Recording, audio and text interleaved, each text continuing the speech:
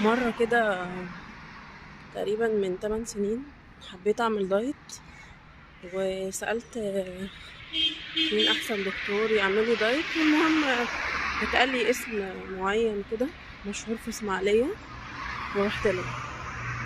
آم، قال لي احنا هنمشي على سلطة زبادي الأسبوع ده. قلت له ماشي يا دكتور، تمام. فين بقى الأكل؟ قال لي لا، هو الأكل كله فطار غدا عشاء سلطة زبادي. ف يا دكتور تمام متأكد؟ اه طبعا. مشيت الأسبوع كله على سلطة الزبادي فطار غدا عشاء، وفعلا نزلت شوية في الوزن، بس كرهني في الأكل كله.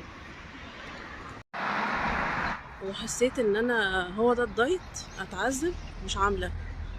طبعا مكملتش معاه، وخدت فكرة وحشة جدا عن ان نزول الوزن ده بيبقى حاجة صعبة جدا. لما جيت درست بقى في المجال، ولقيت ان في طرق زي ماي بليت وفود اكستشينج ليست ممكن الواحد ياكل كل حاجة وينزل في الوزن، افتكرت الدكتور ده وافكاره والزبادي والخيار. امال انت كنت بتعمل كده ليه؟ المهم، مش عارفة ايه اللي فكرني بالموضوع ده دلوقتي.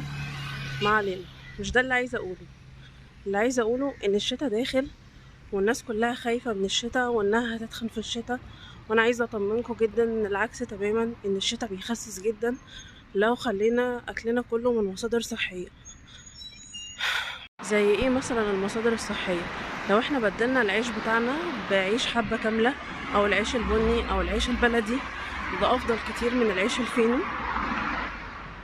البليلة، الترمس، الحمص، كلها مصادر صحية وبتدي طاقة وبتشبع فترة طويلة جدا، والسعرات بتاعتها مش عالية، ومصادر صحية جدا ومليانة فوائد.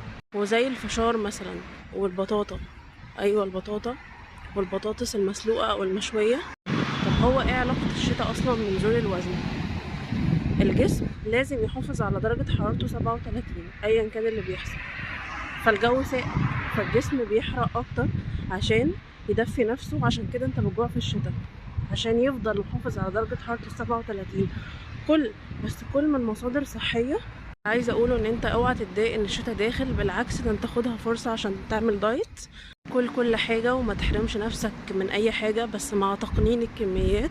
وملكش دعوة بقى باللي بيقولوا سلطة الزبادي وجبة اساسية.